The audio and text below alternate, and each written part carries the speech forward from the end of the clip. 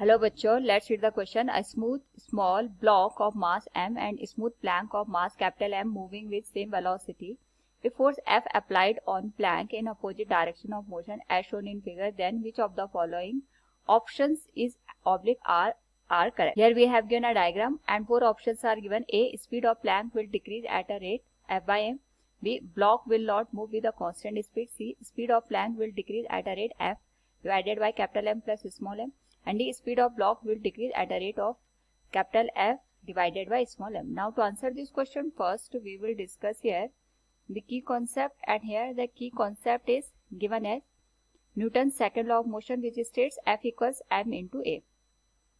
तो हमारे पास यहाँ पे क्वेश्चन में जो गिवन है उसके अकॉर्डिंग एक स्मॉल हमने यहाँ पे ब्लॉक दे रखा है जिसका मास स्मॉल m है, और एक हमारे पास यहाँ पे बिगर ब्लॉक है जिसका मास कैपिटल M के बराबर दे रखा है. क्योंकि ये हमारे पास यहाँ पे स्मूथ सरफेस है, स्मूथ सरफेस होने की वजह से यहाँ पे हमारे पास कोई भी फ्रिक्शनल फोर्स काम नहीं करेगा, क्योंकि यहाँ पे हमारे पास जो फ्रिक्शनल फोर्स की वैल्यू है वो 0 के बराबर है.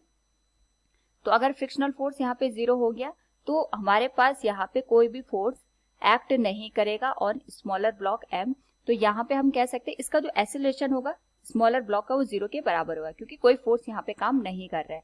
और यहाँ पे अगर हम बात करें जो हमने बिगर मास ले रखा है जिसका मास कैपिटल M के बराबर है, ये भी यहाँ पे सेम वेलोसिटी के साथ मूव कर रहा है भी, लेकिन यहाँ पे भी कोई भी फ्रिक्शन नहीं है. क्वेश्चन में ये भी दे रखा है यहाँ पे कोई फ्रिक्शन नहीं है, लेकिन हम इसको एक्सटर्नल फोर्स दे रहे हैं F के बराबर.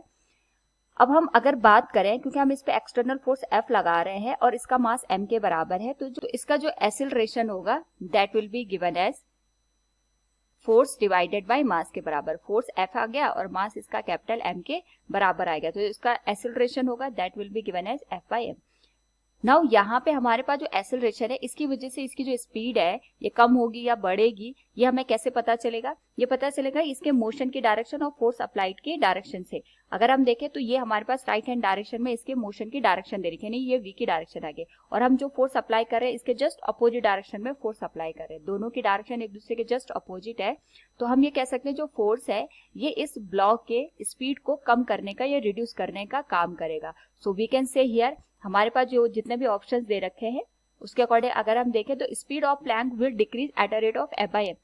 यहाँ पे स्पीड के डिक्रीज होने का रेट मतलब हो गया एक्सेलरेशन की ही बात कर रहे हैं. भले ये एक्सेलरेशन हमारे पास यहाँ पे स्पीड को कम करेगा, हम कह सकते हैं एक तरीके का रिटार्डेशन है, और इस रिटार्डेशन की जो न्यूमेरिकल वैल्यू होगी वो f बाय m के बराबर होगी. So we can say option is the right one. Hope all you understood it. Thank you and best of luck.